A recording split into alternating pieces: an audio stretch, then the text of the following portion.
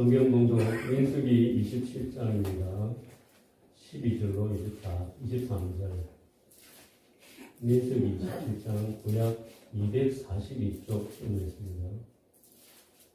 제가 먼저 한절 고은혜님 한절 교독하신 후에 마지막 23절을 함께 읽겠습니다. 여호와께서 모세에게 이르시되 너는 이 아바림 산에 올라가서 내가 이스라엘 자손에게 준 땅을 바라보라.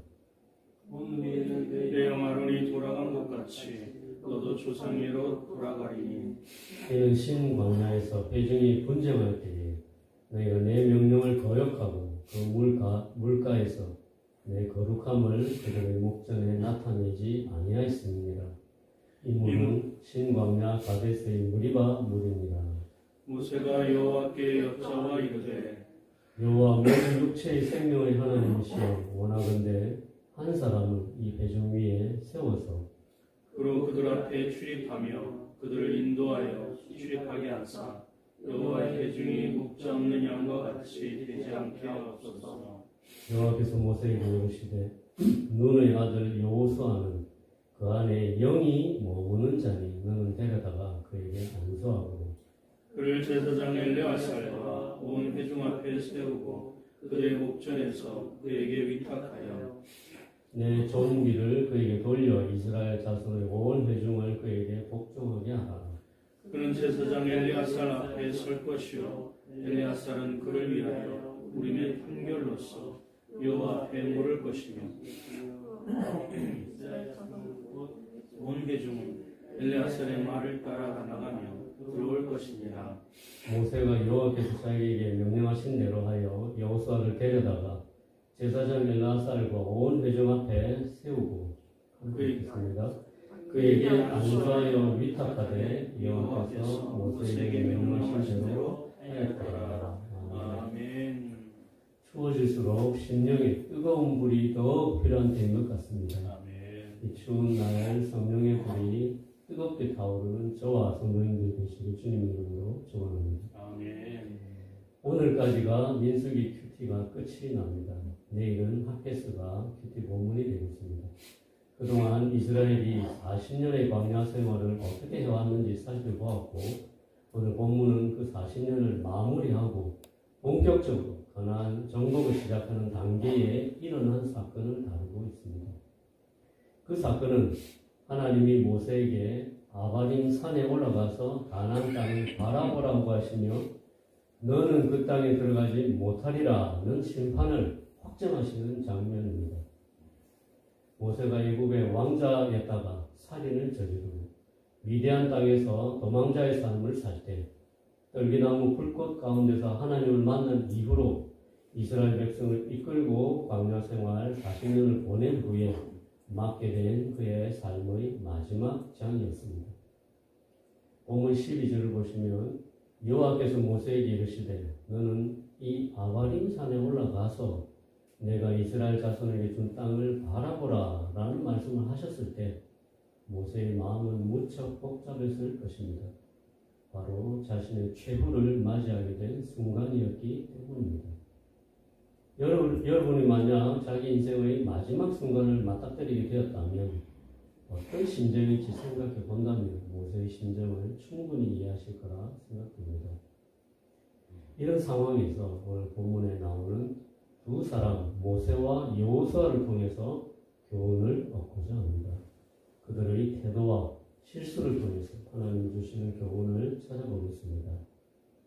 먼저 12절입니다. 모세에게 아바림 산에 올라가라는 말씀에서 찾아보겠습니다. 하나님께서 말씀하신 아바림 산에 올라가라는 말씀은 너는 그 땅에 들어가지 못하리라는 말씀이었습니다. 즉 가나안 땅에 너는 못 들어간다는 말씀이었고 너희의 경계가 여기까지라는 선언이었습니다. 신광야에서 회중이 분쟁할 때 하나님의 명령을 거역하고 머리바 물가에서 하나님의 거룩함을 나타내지 않은 불순종과 불신앙에 대한 심판이었습니다. 그래서 모세는 가나안 문턱에서 좌절을 맛보게 되었습니다. 40년을 달려오던 기차가 갑자기 뚝 서버린 것입니다. 결승점이 바로 코앞인데 그 그 앞에서 서버리고 결승점에 들어가지 못한다면 어떤 누구라도 당혹스럽고 심란하고 고통스러울 것입니다. 이 장면에서 우리에게 주시는 교훈이 있습니다. 아무리 하나님께 크게 쓰임받는 사람이라고 해도 하나님보다 앞서는 자가 되어서는 안 된다는 것입니다. 내가 주어가 아니라 항상 하나님께서 주어이시다는 사실을 잊지 말아야 함을 오늘 본 말씀이 가르쳐 주고 있습니다. 잠시 모세를 처음 부르셨던 대로 돌아가 보겠습니다. 출애굽기 3장에서 모세는 처음으로 하나님을 만납니다. 그때 하나님께서는 떨기나무에 불을 붙이시고 그 떨기나무가 불에 타지도 않고 사라지지도 않는 것을 보여주시며 모세를 가까이 오게 하셨습니다. 4절에도 보면 여호와께서 그가 보려고 돌이켜 오는 것을 보신지라 하나님이 떨기나무 가운데서 그를 불러 이르시되 모세야 모세야 하시매 그가 이르되 내가 여기 있나이다. 모세를 부르신 하나님께서는 다시 모세에게 메시지를 주십니다. 출애굽기 3장 7절부터 제가 읽어보겠습니다.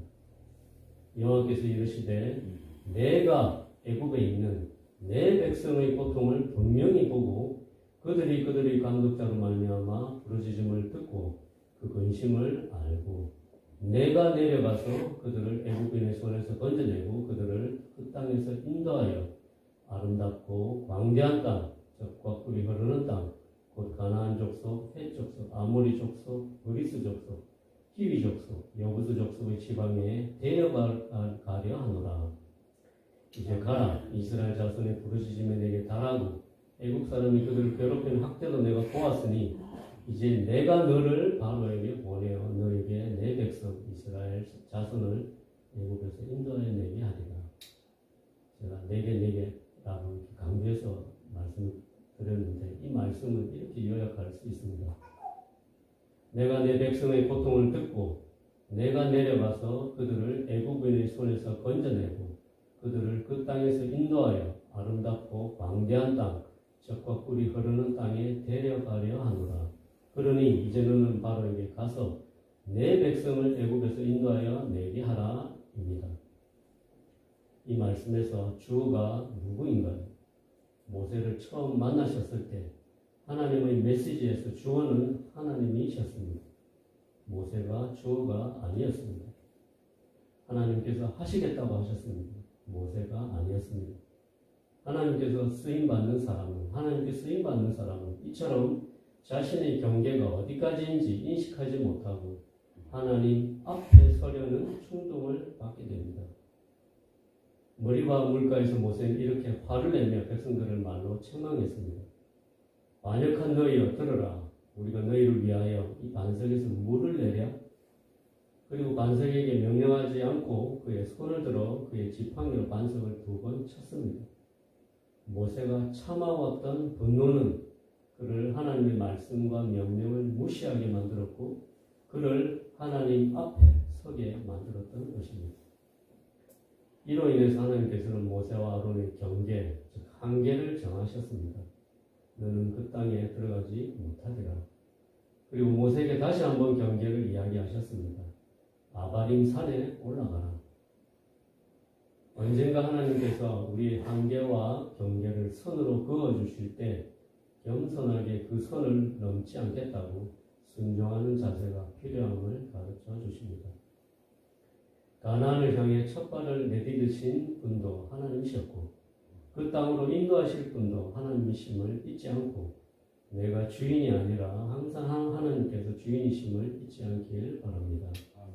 자신의 경계를 지키는 겸허한 주의 종이 되시길 주님의 이름으로 축원합니다. 두 번째 교훈은 하나님의 속성을 항상 잊지 말아야 한다는 것입니다. 하나님께서 모세를 처음 만나셨을 때 이런 말씀을 하셨습니다. 출애굽기 3장 5절에 하나님이 이르시되 이리로 가까이 오지 말라. 내가 선 곳은 거룩한 땅이니 내 발에서 신을 벗으라. 하나님을 처음 만났던 모세는 그때까지 하나님의 임재하심과 하나님의 속성을 모르고 있었습니다. 그래서 하나님께서는 모세에게 가까이 오지 말고 그 선곳, 곧 거룩한 땅에서 신을 벗으라 라고 말씀하셨습니다. 처음 하나님께서 모세를 만나셨을 때도 하나님의 속성인 거룩함을 침범해서는 안 된다고 각인을 시켜주셨던 것입니다. 그런데 모세는 무리와 물가에서 이 사실을 잠시 망각했습니다. 오늘 본문 14절에서 하나님께서는 그때 하셨던 말씀을 그대로 다시 상기시켜 주셨습니다. 내 거룩함을 그들의 목전에서 나타내지 아니하였습니다. 제가 지난 10월 13일 새벽 예배 때 제가 설교했던 내용을 참고하시면 하나님의 거룩함을 더욱 잘 이해하시리라 생각합니다. 누군가를 섬기고 누군가와 동행하는 분이라면 자신이 섬기는 분의 지체와 위험을 잘 알고 있어야 합니다. 그처럼 하나님을 섬기는 사람은 당연히 하나님의 속성을 잊어서는 안 됩니다. 이 말은 자신이 어떤 존재인지 인지하고 있다는 말과 같습니다. 우리는 어떠한 존재입니까? 바울 사도는 이렇게 고백했습니다. 고린도전서 15장 8, 9절에 맨 나중에 만삭되지 못하여 난자 같은 내게도 보이셨느니라. 나는 사도 중에 가장 작은 자라. 나는 하나님의 교회를 박해하였으므로 사도라 칭함받기를 감당하지 못할 자니라. 바울 사도는 자신을 사도 중에 가장 작은 자라고 고백했습니다. 그리고 시간이 더 지나서 에베소서 3장 8절에서 이렇게 고백합니다. 모든 성도 중에 지극히 작은 자보다 더 작은 나에게 이 은혜를 주신 것은 측량할 수 없는 그리스도의 풍성함을 이방인에게 전하게 하시고 모든 성도 중에 지극히 작은 자보다 더 작은 나에게라고 고백합니다. 그리고 그가 죽음을 앞둔 때에는 이렇게 고백했습니다. 디모데전서 1장 15절입니다. 이보다 모든 사람이 받을 만한 이 말이여 그리스도 예수께서 죄인을 구원하시려고 세상에 임하셨다 하였도다. 죄인 중에 내가 괴순이라. 그의 신앙이 깊어질수록 바울 사도는 자신이 어떤 존재인지 더 깊은 성찰을 하며 고백하였습니다. 자신이 하나님 앞에 죄인이며 죄인 중에 괴수라고 한 것입니다. 내가 선 곳은 거룩한 땅이니 내 발에서 신을 벗으라고 하신 하나님의 말씀에는 우리가 어떤 존재이며 하나님은 어떤 존재인지 가르쳐 주시려는 하나님의 뜻이 들어 있습니다. 하나님의 거룩함을 망각한 모세가 무리바 물가에서 하나님의 거룩함을 나타내지 않으므로 가나안에 들어가지 못하고 아바림 산에 올라야 했던 것을 기억해야겠습니다. 바울 사도의 고백처럼 우리는 죄인입니다. 그리고 하나님은 거룩하신 분이십니다. 그래서 하나님과 동역하는 사람들은 자신이 어떤 존재이며 하나님은 어떠한 분이신지 항상 잊지 않고 기억해야 함을 오늘 본문은 가르쳐주고 있습니다. 세 번째로 모세의 간청을 통해 교훈을 얻습니다. 본문 15절을 보시겠습니다.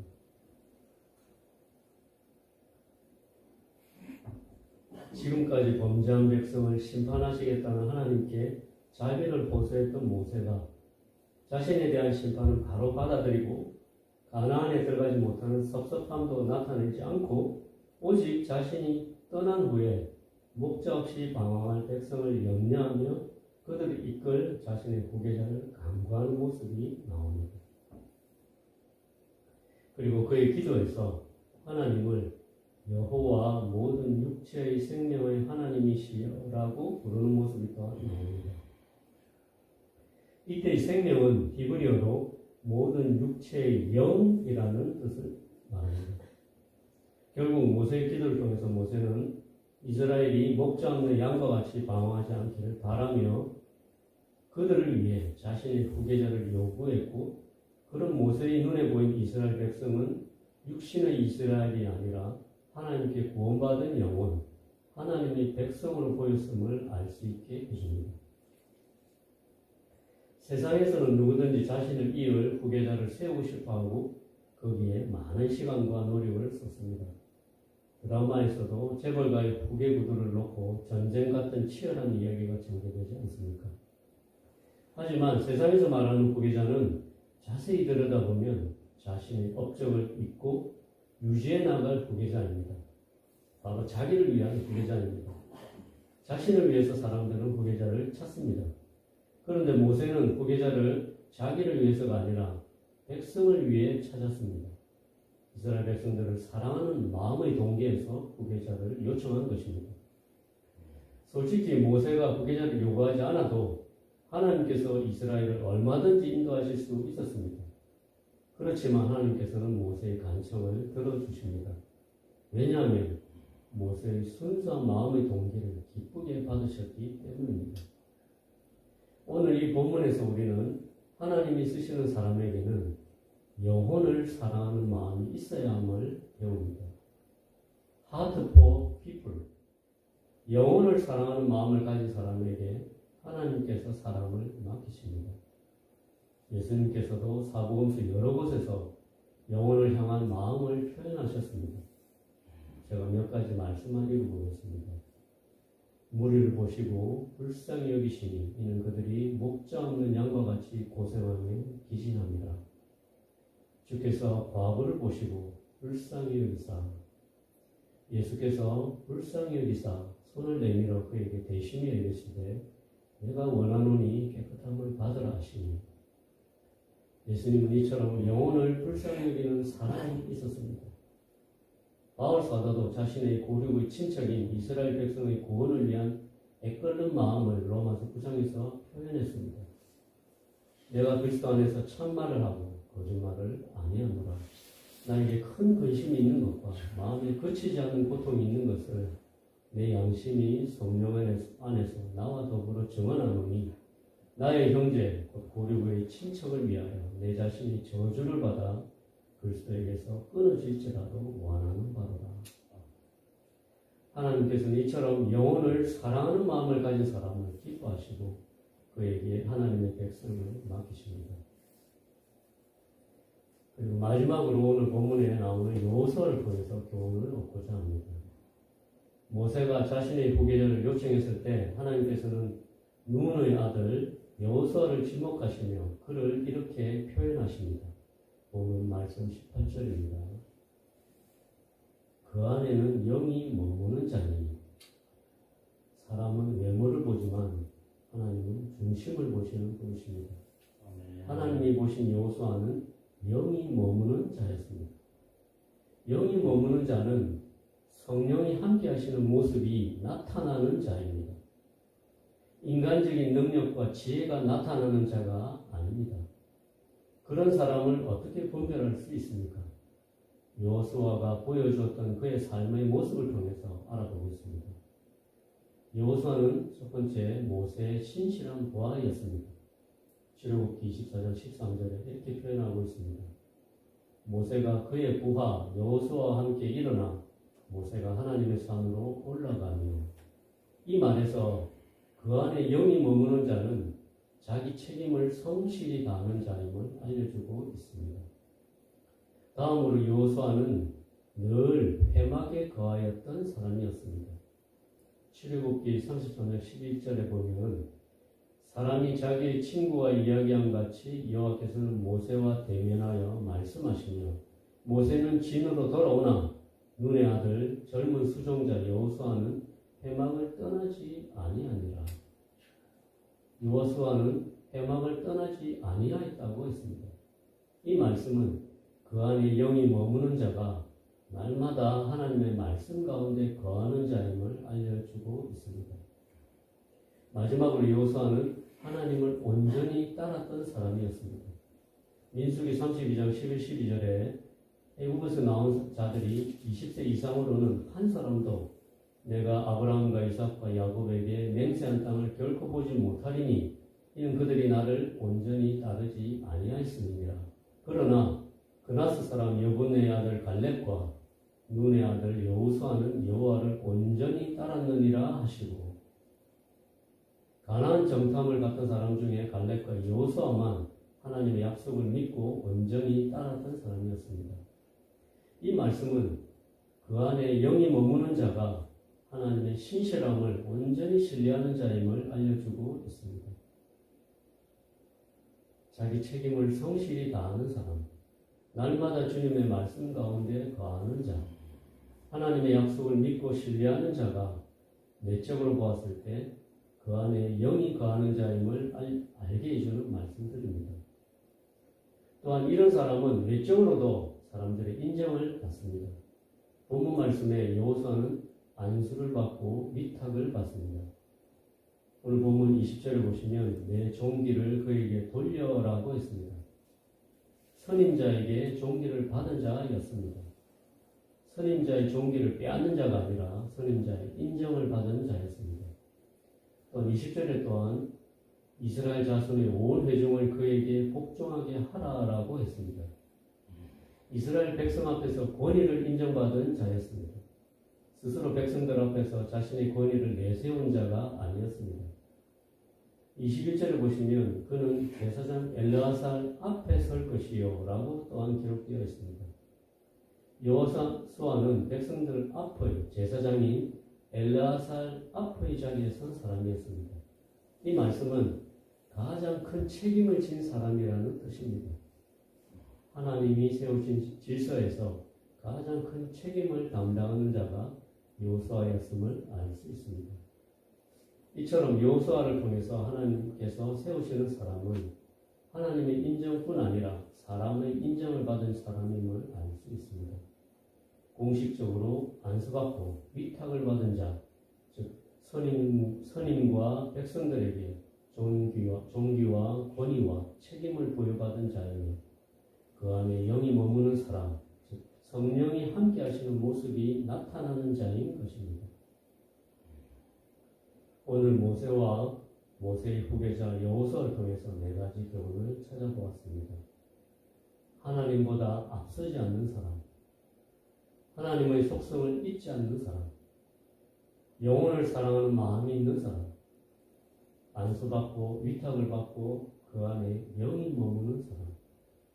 주 안에서 이런 사람이 될 수 있도록 멈추지 않고 성장하는 저와 성도님들이 되시길 주님의 이름으로 축원합니다. 아멘. 함께 기도하시겠습니다. 주님, 저희에게 주신 경계가 어디까지인지 알고 하나님보다 앞서는 자가 되지 않게 도와주시옵소서. 하나님의 거룩하심을 잊지 않고 늘 십자가 앞에서 죄사함 받은 죄인임을 잊지 않게 도와주시옵소서.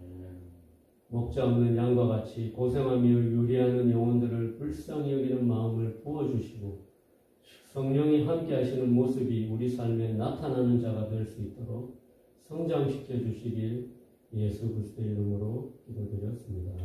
아멘.